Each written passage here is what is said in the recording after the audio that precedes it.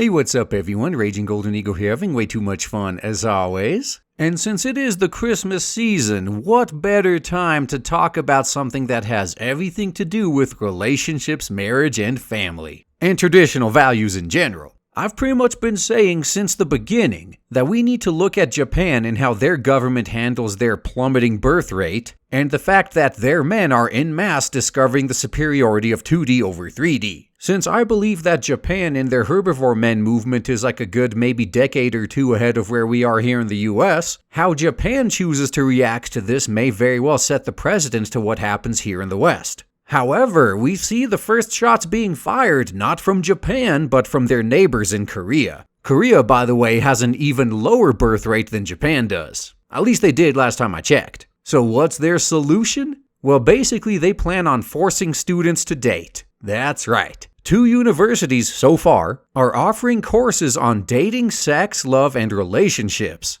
And one of the requirements for these courses is, well, mandatory dating. And they are doing this specifically to, as they put it, target a generation which is shunning traditional family values. So again, basically they're just running around in circles and trying to apply band-aids to the wound instead of actually treating the problem again. Not once has it crossed their minds that maybe these people are shunning traditional family values because traditional family values are incompatible with modern-day laws and modern-day society in general as it exists right now. Way too much risk, way too much sacrifice for way too little reward, at least from the male side of things. And I've been saying this for years and I'll continue to say it. Until that is fixed, until the root of the problem is dealt with, you're never gonna fix anything. If nothing else, I bet this mandatory dating will even further turn guys off of relationships. But anyway, back to South Korea and these courses. Apparently, as part of the course, these students will have to date 3 classmates for a month each, and homework includes going on dates and discussing scenarios such as jealousy and conflict. And this part here is pretty cool. The professor that designed this course designed it in the belief that learning from real-life experience is as important as studying theory. So that kinda does make me wonder, is being taken to the cleaners and divorce court part of this course? Since they are all about learning from real-life experience after all, it would only make sense.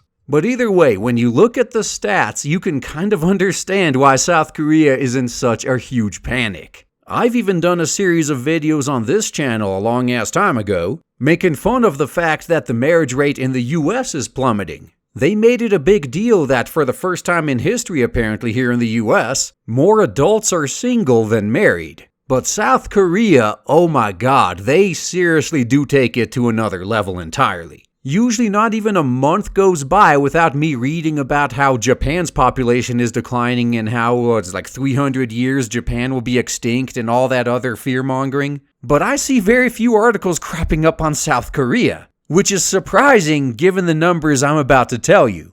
It turns out that in 2016, the annual number of marriages per 1,000 people was 5.5, compared to 295.1 in 1970. I think it's safe to say that while marriage may be dying in the West, it's practically a zombie in South Korea. And again, no one wants to address the actual issues that are stopping people from getting married. All they want to do is apply some quick band-aid fix. Nobody wants to open up the social can of worms that'll be required to actually fix the issue. Although at this point you gotta ask yourself, is it even worth fixing? Maybe it's time to move on past this old outdated concept. With science on our side, we could find a solution, but something tells me that is just as likely as actually fixing the root problems in the first place. The changes required will be so drastic that there is no way anyone wants to open up that can of worms. So instead, society is opting to do what it's always done.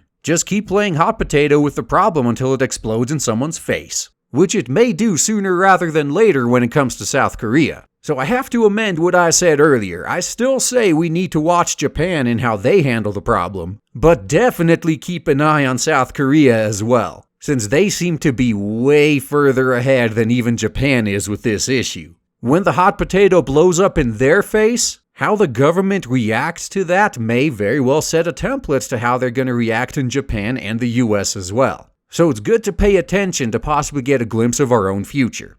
And that's all I gotta say, guys. Thanks for listening.